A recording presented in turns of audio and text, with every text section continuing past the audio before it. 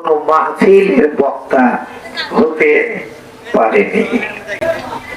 আমার নাম শুনলেই কর্তৃপক্ষকে বলা হতো ওই বক্তা যদি থাকে তোমাদের মাহফিল বলে হবে না, তাহলে ওটা চেঞ্জ করা। যে আল্লাহ সুবহানাহু ওয়া তাআলা 5ই আগস্টের স্বাধীনতার নতুন সূর্যোদয়ের পরে বাংলাদেশের প্রতি ইঞ্চি জমিনকে কোরআনের জন্য উর্বর করে দিয়েছেন, ওই মহান মনিবের দরবারে শুকরিয়া। সকলেই বলি আলহামদুলিল্লাহ। আজকে বাংলার জমিনে কোথাও আল্লাহর কোরআনের কথা বলবার জন্য অন্তর্বর্তীকালীন সরকারের প্রধান ডক্টর ইউনূস সাহেব বলেছেন কোন পারমিশনের, পুলিশের কোন পারমিশনের প্রয়োজন নাই। আরো যারা বলে প্রয়োজন নাই। অতীতে যত মাহফিল হয়েছে আপনারা সাক্ষী, আপনারা বলুন অনুমতির প্রয়োজন ছিল না ছিল? আরো জোরে ছিল। তাহলে সেই জগদ্দল পাথর থেকে, সেই ফ্যাসিস্টের হাত থেকে যে আল্লাহ সুবহানাহু ওয়া তাআলা উন্মুক্ত স্বাধীন ময়দানে আল্লাহর কোরআন শুনবার জন্য কোরআন প্রিয় মানুষদেরকে এখানে আসবার তৌফিক দিয়েছেন, ওই মনিবের দরবারে শুকরিয়া। নত জনস অবস্থায় এবং আমাদের ভক্তি শ্রদ্ধা সম্মান দিয়ে আল্লাহ শুকরিয়া আদায় করছি। সকলেই বলছি আলহামদুলিল্লাহ। রব্বানা লাকাল হামদ হামদান কাসীরান তাইয়িবান মুবারাকান ফীহি আল্লাহুম্মা লাকাল হামদু কামা ইয়ানবাগি লিজালালি ওয়াজহিকা ওয়া আযীম সুলতানিকা। সর্বকালের সর্বযুগের শ্রেষ্ঠ মহামানব, নবীদের সর্দার, तमाम পৃথিবীর সেরা মানুষ, আমাদের প্রিয় নবী আল্লাহর হাবিব জনাব মুহাম্মদুর রাসূলুল্লাহ সাল্লাল্লাহু আলাইহি সাল্লাম, যেই নবীজি আনিত জীবন বিধান ইসলাম এবং কোরআন বিশ্ব মানবতার মুক্তির, নাজাতের, কামিয়াবের শুধুমাত্র কেবলমাত্র একমাত্র গ্যারান্টি, বলুন ঠিক না? সেই মহান রাসূলের প্রতি শত কোটি দরুদ ও সালাম সকলেই পড়ছি সাল্লাল্লাহু আলাইহি ওয়াসাল্লাম। আমার নবীর সম্মান ইজ্জত বেশি ছিল না কম ছিল? কত বেশি! নবীজি যখন কদম তুলেছেন, পা তুলেছেন, উপরে উঠবেন, আল্লাহ সুবহানাহু ওয়া তাআলা সঙ্গে সঙ্গে বলেছেন হে আমার রাসূল তোমার কদম সে পর্যন্ত ক্ষান্ত হবে না যতক্ষণ না তোমার কদমের ধুলিতে আমার আরশে আজিম ধন্য হয়ে যাবে। বলুন সুবহানাল্লাহ। বাড়ির মাহফিল, সায়েন্স, বিজ্ঞান, টেকনোলজি এগুলো কমে আনি, তবে এটা বুঝবেন এই উদাহরণটা, এই জন্য যেহেতু চলে আসতে ব্যাখ্যা দিই। পৃথিবীর একজন আজিম শান আল্লাহর একজন বড় মাপের নবী ছিলেন হযরত মূসা কালিমুল্লাহ। নাম শুনছেন? বলেন কি নাম বলবো? মূসা আলাইহিস সালাম। তিনি তুর পর্বতে গিয়ে আল্লাহর সাথে কথা বলতেন। কি বলতেন? কালিমুন, কালেমা মানে বাক্য, শব্দ, আর কালিমুন যিনি কথা বলেছেন তাকে ইসমে ফাইল, মুবালাগার সিগা কালিমুন ইসমে ফাইলের সিগা। যেই নবীজি দুনিয়া থেকে আল্লাহর সাথে কথা বলেছেন ওই নবীর নাম হলো কালিমুল্লাহ। কালিম মানে কথা বলনেওয়ালা, আল্লাহ মানে আল্লাহর সাথে। যেই নবীজি দুনিয়া থেকে আল্লাহর সাথে কথা বলেছেন ওই নবীর নাম মূসা কালিমুল্লাহ আলাইহিস সালাম। জোরে আল্লাহু আকবার। প্রশ্ন আপনাদের সামনে, আমার নবী বড় না মূসা আলাইহিস সালাম বড়? জোরে বলুন। কিন্তু মূসা আলাইহিস সালাম তো দুনিয়া থেকে আল্লাহর সাথে কথা বলেছেন, আমার এটা কি করছে? জোরে বলুন। আমরা পরস্পর আলোচনা করছি। আল্লাহর বান্দারা ভালো করে বুঝুন, মূসা আলাইহিস সালাম তুর পর্বতে গিয়ে মহান রবের সাথে কথা বলেছেন। আল্লাহ রব্বুল আলামিন ৭০০০ নূরের পর্দার ভিতরে ছিলেন। জোরে বলুন আল্লাহু আকবার। কয় হাজার? ৭০০০ নূরের পর্দার ভিতরে আল্লাহ সুবহানাহু ওয়া তাআলা ছিলেন। আল্লাহর নবী মূসা দুনিয়া থেকে নবীর সাথে আল্লাহর সাথে কথা বলেছেন। জোরে বলুন আল্লাহু আকবার। ৭০০০০। কয় হাজার? ৭০০০০ নূরের পর্দা। আমার নবী আপনার নবী ওরকম ৭০,০০০ পর্দার ভিতরে আল্লাহ ছিলেন, কথা বলেন নাই। আমার নবীকে আসে আসিবে নিয়া তার মেহমান বানায়া সরাসরি সামনাসামনি বসে আল্লাহর নবী বিশ্ব নবী আল্লাহর সাথে কথা বলেছে। একটা যুক্তি দিলাম। যুক্তি নম্বর ২, এই পৃথিবীতে একজন নবী ছিলেন, তক্তার জাহাজ চালাইছেন, সেই নবীর নাম কি? হ্যাঁ, সুলাইমান আলাইহিস সালাম একটা জাহাজ ছিল, ইঞ্জিন ছিল না, ইঞ্জিন না, তক্তা। সংসদের মানে ওনার সংসদ সদস্য যত আছে সব নিয়ে উঠতেন আর শুধু বলতেন জাহাজ তুমি যাও। কোরআনুল কারীমের আয়াতে কারিমায় আমরা পড়েছি সকালবেলা 1 মাসের রাস্তা, বিকালবেলা 1 মাসের রাস্তা, মানে 1 মাসের রাস্তা যেতে আর 1 মাসের রাস্তা ফিরে আসতেন। সেই বাদশাহ সুলাইমান আলাইহিস সালাম কি সেরা নবী না আমাদের নবী সেরা? তাহলে উনি তো জাহাজটা চালাইছে, আমার নবী কি চালাইছে? হ্যাঁ, আমার নবীর কোন জাহাজটা ছিল নাকি? ছিল। আপনারা আসলে জানেন ঠিকই, কিন্তু এইভাবে জানেন না। আমি আপনাদের স্মরণ করে দিই, এটা আপনারা জানেন। মেরাজের ভ্রমণে আল্লাহ রাসূল 2টা জাহাজ ব্যবহার করেছিলেন। প্রথম জাহাজের নাম বোরাক, দ্বিতীয় জাহাজের নাম রফরফ। বলেন, প্রথম জাহাজের নাম আর দ্বিতীয় জাহাজের নাম বোরাকুন। শব্দটি বারকুন থেকে ফুরানের ওজনে ইসমে ফাইল মুবালাগা সিগা। বারকুন মানে হচ্ছে নূর, আলো, জ্যোতি। আলোর গতিবেগ হচ্ছে প্রতি সেকেন্ডে 1,৮৬,০০০ মাইল। কত? যদি কিলোমিটার বলেন তাহলে আসবে 3 লক্ষ কিলোমিটার। আজকে বিজ্ঞানীরা প্রমাণ করছে যে আলো এত দ্রুত বেগে যায়। আল্লাহু আকবার। প্রথম জাহাজের গতিবেগ হলো সেকেন্ডে 1,৮৬,০০০ মাইল বা 3 লক্ষ কিলোমিটার। আল্লাহু আকবার। 1 সেকেন্ডে এত কিলোমিটার যায়।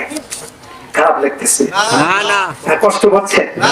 আমি কিন্তু সূরা কদর তেলাওয়াত করছি, আপনারা খেয়াল করছেন? সূরা কদর কি পড়ছি? সূরা কদর করেছি আর কি। সেই সাথে 2টি আয়াত পড়ছি, একটা হাদিস পড়ছি। সম্মানিত ভাই আমার, বিশ্ব নবীর প্রথম জাহাজ নাম হলো বোরাক। সেই বোরাকে আরোহণ করে আল্লাহ রাসূল মসজিদে হারাম থেকে মসজিদে আকসায় যান। যে মসজিদে আকসায় জেরুজালেম, যেখানে এখন কি চলছে? যুদ্ধ। আরো জোরে যুদ্ধ। আল্লাহর বান্দারা, পৃথিবীর পরাশক্তি, পৃথিবীর সেরা শক্তি আমেরিকার সমস্ত শক্তিগুলো নিয়ে নেতানিয়াহু পৃথিবীর সেরা কসাই। ছোট্ট একটি রাষ্ট্র গাজা, ফিলিস্তিন। ফিলিস্তিন কিন্তু আলাদা, গাজা আলাদা। এই গাজার উপরে হাজার হাজার টনের বোমা মেরে ওদের বাড়ি ঘর গুলো সব মাটির সাথে মিশে দিয়েছে। পৃথিবীর শ্রেষ্ঠ টিকিটধারী, মানবাধিকারের পক্ষে কথা বলে আমেরিকা। যুদ্ধের নিয়ম হলো যারা আপনাকে মারবে তাদেরকে আপনি মারবেন, কিন্তু যুদ্ধের ময়দান বিশ্ব নবী শিখে আছেন কোন নারীকে মারা যাবে না, কোন শিশুকে মারা যাবে না, বাড়িঘর ধ্বংস করা যাবে না, গাছগাছালি ধ্বংস করা যাবে না, পশু পাখি ধ্বংস করা যাবে না। আপনারা বলুন, এর একটা আইনও কি নেতানিয়াহু মেনেছে? যারা বলেন মেনেছে। আল্লাহর বান্দারা ভালো করে শুনুন, 2 দিন আগে আমার পার্শ্ববর্তী রাষ্ট্র ভারতের কথা শুনুন। মসজিদের নিচে আজগবি সরকার, ভারতের বুকে নাম হলো তার মোদি। এই মোদি এক সময় ছিল চা বিক্রেতা। এই মোদি ছিল গুজরাটের মুখ্যমন্ত্রী। 2000 সালে ইতিহাস খুলে দেখুন, মুসলমান হিন্দু দাঙ্গা লাগাইয়া 2000 মুসলমানকে নির্মমভাবে হত্যা করেছে এই মোদি। কয় হাজার? 2000 মুসলমানের রক্তে রঞ্জিত মোদি। সেই মোদি ওই যে ওই মুসলমানদের অমোঘ মসজিদের নিচে আমাদের কার মন্দির আছে, ওখানে দেবতার মন্দির আছে, ও মসজিদ ভেঙে গেল। কয়েকদিন আগে একটা মসজিদে ঘটনার কারণে 3 জন মুসলমানকে ওরা গুলি করে হত্যা করেছে। কয়জন? 3 জন। বাংলাদেশে ইসকন তাদেরই গণসংগঠন বাংলাদেশকে অস্থিতিশীল করবার জন্য, আমাদের চট্টগ্রাম চিটাগাং দখল করবার জন্য পায়তারা করতে গিয়ে ধরা গেছে। ও হলো বাংলাদেশের নাগরিক। ওর নাম কি? নাম শোনেন নাই? চিন্ময়। তারপর আমার নাম কি রে? প্রভু। বাবা প্রভু চিন্ময় প্রভু লুচ্চাতা গ্রেট। এটি প্রভাব পত্রিকায় পুরস্কার হয়েছে। একে গ্রেফতার করেছে বাংলাদেশের আইনে। ও বাংলাদেশের নাগরিক। যদি সে রাষ্ট্রদ্রোহী কাজ করে বাংলাদেশের আইনে ওর ফাঁসি হবে। তাতে ভারতের কোন সমস্যা অথচ খায়। আমার জাতির লোককে কিছু করা হলে দেখে তোর জাতির লোক তোর দেশে দেখ, তুই মুসলমানদেরকে মারছিস। 3 জন মুসলমানকে 2 দিন আগে তুই খুন করেছিস। তোর তো কথা বলার অধিকার নাই। তোমার সাইজ করবার জন্য যা দরকার এই মাল ডক্টর ইউনূসের মাথায় আছে। যেরকম আল্লাহু আকবার। আমরা পেঁয়াজ আনতাম ভারত থেকে, আমরা চাউল আনতাম ভারত থেকে, রসুন আনতাম ভারত থেকে, এরকম বহু জিনিস ভারত থেকে আমাদের দেশে আমদানি করা হতো। ওরা কি করতো? যখন বাংলাদেশে এইগুলোর সংকট হয়ে যেত তখন নিজের ইচ্ছা মতো বাজার কন্ট্রোল করতো।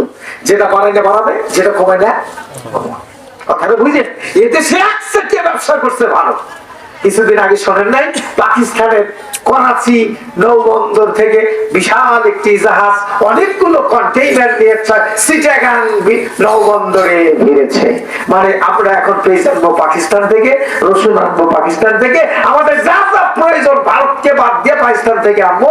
ওর চাইতে অনেক সাশ্রয়ে অল্প খরচে বাংলাদেশের মানুষেরা খাবে।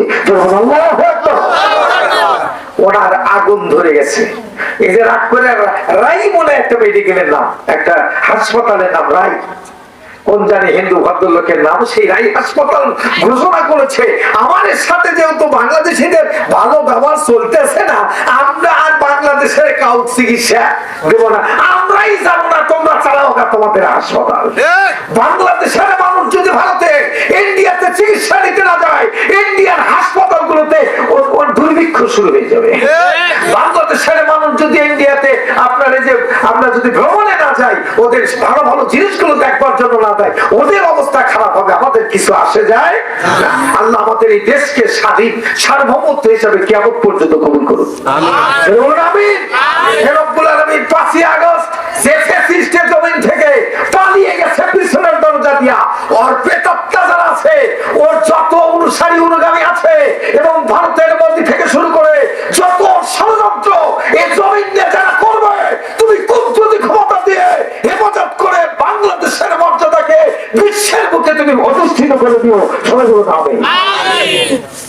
5ই আগস্টের পতন বাংলাদেশের কোন মানুষ হাসিনার করে নাই। 5ই আগস্টের পতন সরাসরি আসমানের মালিক আল্লাহ প্রস্তুতি ক্ষমতা দিয়ে করেছে। কারণ হাসিনা ওই দিনও জানে না যে দুপুরে পালন লাগবে, যদি জানতো দুপুরের খাবার রান্না করতো না। বঙ্গভবনে আমাদের ছেলেরা গিয়ে খায় আপনাদের দেখাইছে এই দেখ কেমন খাওয়া খাই, ওই খাবারটাও আল্লাহ তাআলা দেয় নাই। অথচ ওই মিথ্যাবাদী ফ্যাসিস্ট আমাদেরকে বলেছিল 41 সাল পর্যন্ত ক্ষমতায় থাকো। তুমি দুপুরের খাবারের খবর জানো না, তুমি 41 সালের খবর জানো। শয়তানি বদমাইশের একটা সীমা থাকা দরকার। আমাদের মহান নেতা, আমরা 16 বছরে আপনাদেরকে বলেছিলাম বেসরের কারাগারে ইউসুফ আলাইহিস সালাম বন্দী ছিলেন অবৈধভাবে রাষ্ট্রীয় সন্ত্রাসের কারণে। সেই ইউসুফ আলাইহিস সালাম বের হওয়ার পরে মিশরে প্রথমে ছিলেন অর্থমন্ত্রী। আমরা আপনাদের শুনাইছিলাম ইউসুফ আলাইহিস সালাম মিশরের কারাগার থেকে বের হয়ে উনি যদি মিশরের প্রথমে খাদ্যমন্ত্রী, এরপর মিশরের প্রধানমন্ত্রী হয়, তাহলে গোটা জাতি বিশ্বাস করো আমার এই ইউসুফ শহীদ আল্লামা দিল হোসেন সাইদি জালেমের কারাগারে আছে। এই সাইদি একদিন বের হবে, উনি বের হলে বাংলাদেশের প্রধানমন্ত্রী হবে। আমরা গলা ফাটি আপনাদের শুনিয়েছি 16টি বছর। আজকে যদি উনি বেঁচে থাকতেন, আপনারা বলুন নিঃসন্দেহে এই সামনের নির্বাচনেই বাংলাদেশ জামাত ইসলামী একদম নিরঙ্কুশ ক্ষমতায় গিয়ে আল্লামা সাইদিকে প্রধানমন্ত্রী বানাইতো। অথচ ভারতের প্রেসক্রিপশনে 15ই আগস্ট তোমার বাবার শোক দিবস, তুমি 14ই আগস্ট আমাদের মহান নেতাকে বঙ্গবন্ধু মেডিকেল কলেজে বিষ প্রয়োগ করে হত্যা করেছো। আল্লাহর দরবারে মজলুমের দোয়া ব্যর্থ যায় না। ওই 14ই আগস্ট আসার আগেই 5ই আগস্ট আল্লাহ তোমার সমস্ত সার্বভৌমত্বের তোমার ক্ষমতার মসনদকে ভেঙে চুরমার করে দিয়েছে। আল্লাহ আছে না নাই? সেই আল্লাহ আছে কি নাই? সুতরাং ভাইরা আমার, এখন আজকে বাংলাদেশের অবস্থা হচ্ছে ইসলামকে আল্লাহ বিজয়ী করে দিয়েছেন। আমরা কি আল্লাহর সাথে থাকবো না জালেমদের সাথে থাকবো? আগামীতে আমাদের সুযোগ আল্লাহ দিয়েছেন। আগামী পার্লামেন্টে এমন একটি সরকার আমরা গঠন করতে চাই, সেই সরকার আল্লাহর কোরআন দিয়ে দেশ চালাবে। আমরা রাজি আছি কি নাই? কারা কারা আছি দু হাত উঁচু করে আল্লাহরে দেখাই। নারে তাকবীর, নারে তাকবীর। আল কোরআনের আলো সংসদে আলো, আল হাদিসের আলো, কোরআন ছাড়া অন্য কিছু, কোরআন ছাড়া অন্য কিছু।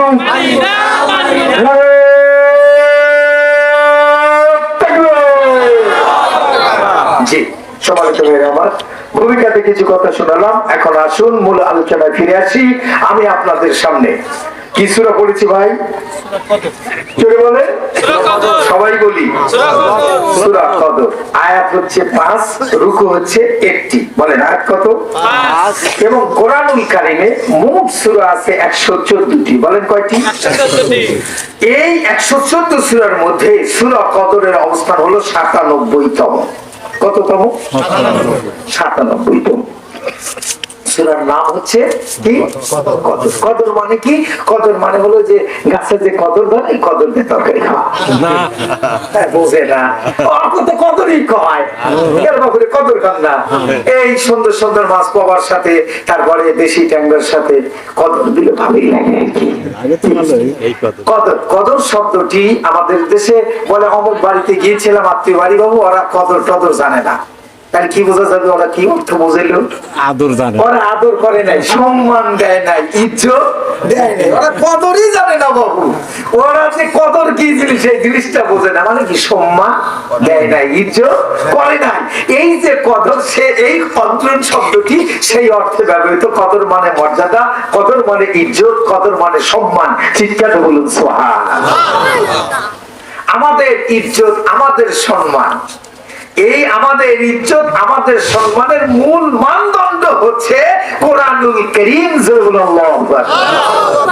যারা কোরআনের পথে থাকবে, কোরআনের কাজ করবে, কোরআনের সাথে থাকবে, তাদের সম্মান, তাদের ইজ্জত বাড়িয়ে দিবে কে?